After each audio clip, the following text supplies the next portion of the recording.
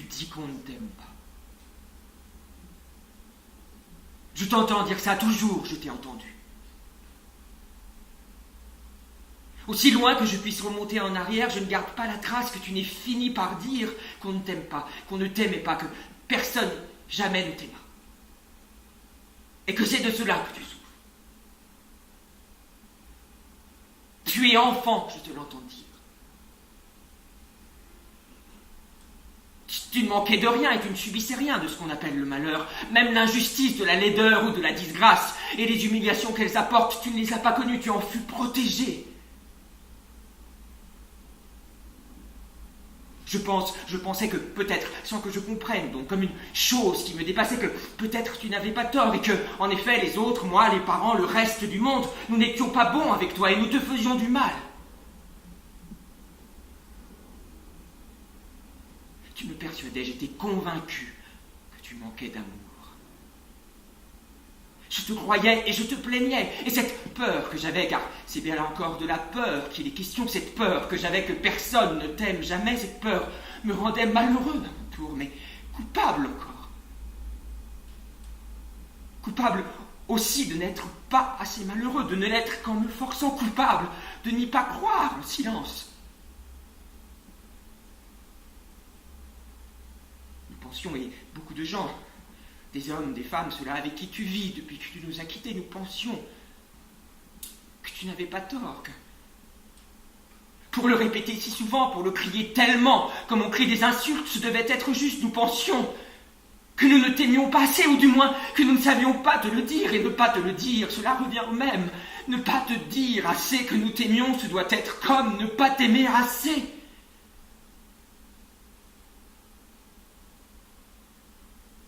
On ne se le disait pas si facilement, rien, jamais ici ne se dit facilement, non. On ne se l'avouait pas, mais à certains gestes, certains mots, certaines prévenances, encore une autre expression qui te fera sourire, mais je n'ai plus rien à faire aujourd'hui d'être ridicule, tu ne peux même pas imaginer. À certaines prévenances à ton égard, nous nous donnions l'ordre, manière de dire, de prendre plus souvent et mieux encore soin de toi, garde à toi, et de nous encourager les uns les autres à te donner la preuve que nous t'aimions plus, que tu ne sauras jamais t'en rendre compte.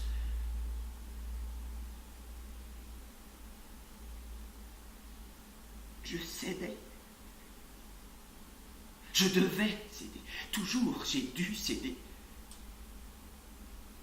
Je cédais. Je t'abandonnais des parts entières. Je devais me montrer, le mot qu'on me répète, je devais me montrer raisonnable. Je devais faire moins de bruit, te laisser la place, ne pas te contrarier et jouir du spectacle apaisant enfin de ta survie légèrement prolongée.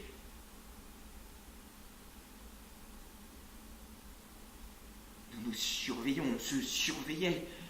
Nous nous rendions responsables de ce malheur, soi-disant, parce que tout ton malheur ne fut jamais qu'un malheur, soi-disant, tu le sais, comme moi je le sais, celles-là le savent aussi, et tout le monde aujourd'hui voit ce jeu clairement, les hommes, les femmes, ceux avec qui tu vis, tu ne me feras pas croire le contraire, ont dû découvrir la supercherie, je suis certain de ne pas me tromper.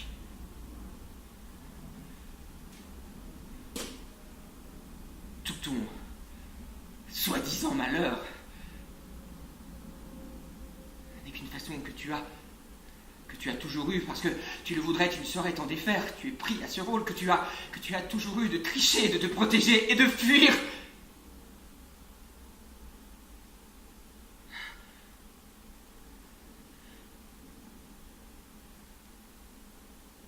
Rien en toi n'est jamais atteint, tu n'as pas mal.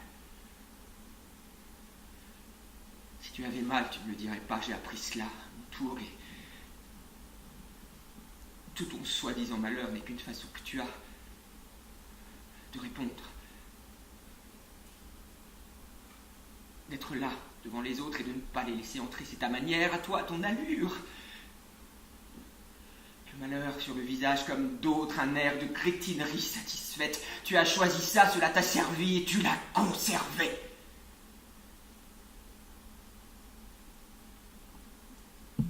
Et nous nous sommes fait du mal à notre tour.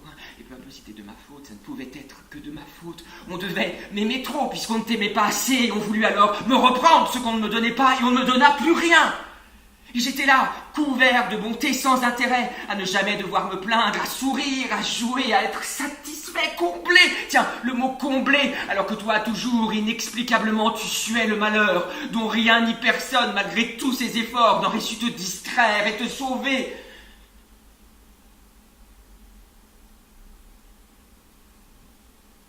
Et lorsque tu es parti,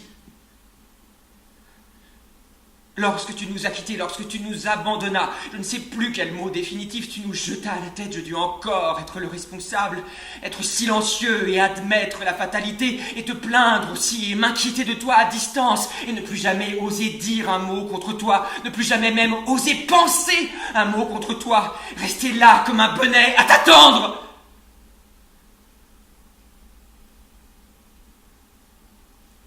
Et moi, je suis la personne la plus heureuse de la terre, et il ne m'arrive jamais rien. Il m'arrive-t-il quelque chose que je ne peux me plaindre, puisqu'à l'ordinaire, il ne m'arrive jamais rien. Ce n'est pas pour une fois, une seule petite fois, que je peux lâchement en profiter, et les petites fois, elles furent nombreuses. Ces petites fois où j'aurais pu me coucher par terre, sans plus jamais bouger, où j'aurais voulu rester dans le noir, et ne plus jamais répondre. Ces petites fois, je les ai accumulées. J'en ai des centaines dans la tête.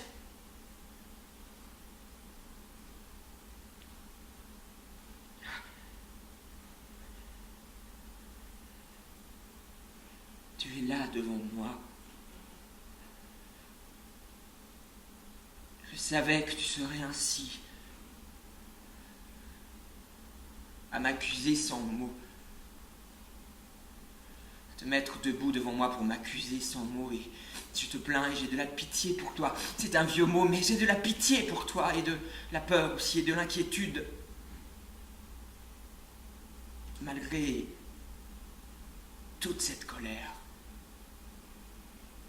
j'espère qu'il ne t'arrive rien de mal. Je me reproche déjà, tu n'es pas encore parti du mal aujourd'hui que je te fais. Tu es là. Tu m'accables, tu nous accables. Et j'ai encore plus peur pour toi que lorsque j'étais enfant. Et je me dis que je ne peux rien reprocher à ma propre existence, qu'elle est paisible et douce, et que je suis un mauvais imbécile qui se reproche déjà d'avoir failli se lamenter, alors que toi, silencieux, oh tellement silencieux, bon, plein de bonté, tu as tant replié sur ton infinie douleur intérieure dont je ne saurais même pas imaginer le début du début.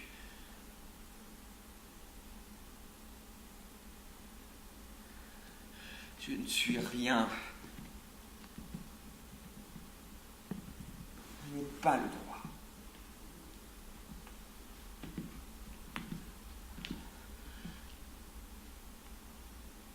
Lorsque tu nous quitteras, que tu nous laisseras à nouveau, je serai moins encore.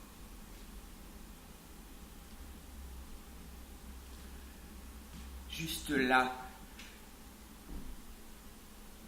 à me reprocher les phrases que j'ai dites, à chercher à les retrouver avec exactitude, moins encore, avec juste le ressentiment contre moi-même.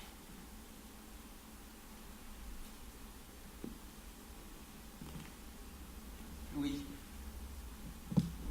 Oui. C'est fini.